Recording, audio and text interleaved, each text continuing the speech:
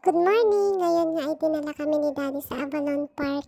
Ang mga ibon agad ang napagtripan ng batang to. Kukuhanan ko sana siya ng picture kasama ng mga ibon na yan, kaso pinalipad.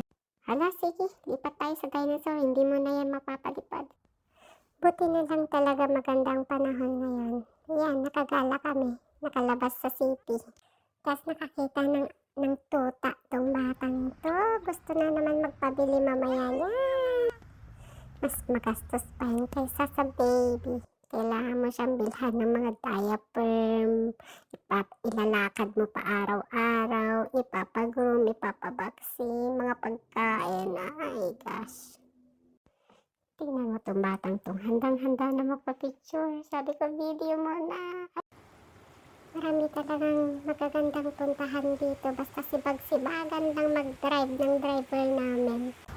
May batang nagyayaya, hindi na makapag-antay. Gusto na talagang mag-play. Wala, sige, takbo. Saka lang kasi naman ilalabas to pag di umuulan pag weekend. Kaya sige, sulitin. Sana hindi maulan ulit next week para makalabas ulit ang bata. Susulitin habang walang ginagawa ang dati. Promise niya din kasi ito na pagtapos na siya sa pag-aaral, lalabas niya lagi kami ni Miggy. Kaya ito yung umpisa na. Sana makalayo-layo. Sana sa susunod sa ibang part naman ng New Zealand para naman. Yung wall climbing na yan ang pinaka. Ayaw ni Miggy noon, pero tingnan mo naman. Tapos itong isa ayaw patalo. Ala, sige daddy. Pag nahuli ka dyan, sabihin pang bata lang yan. Ay nako, talaga naman. Ito talaga, first time gawin ni Miggy. Diyos ko, para lang sa steak cubes. Price niya kasi, sabi ko kung subukan niya, bibilhan ko siya ng snake cubes. Ayan. Nung pabalik na siya, tumigil sa gitna, nagsisigaw. Sabi, Mami, put me down! Ako naman nagpanik, tumalon. Ayan, kumusta naman ang tuhod?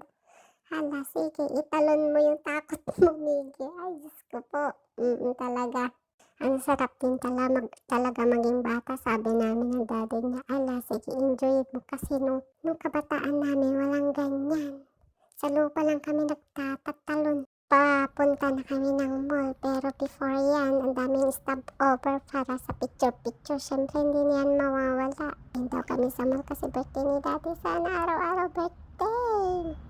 Araw-araw na problema ng mga nanay ang mag-isip ng lulutuin. Buti na lang naisip ni daddy magpakain sa birthday niya. Ay, thank you daddy. Happy birthday.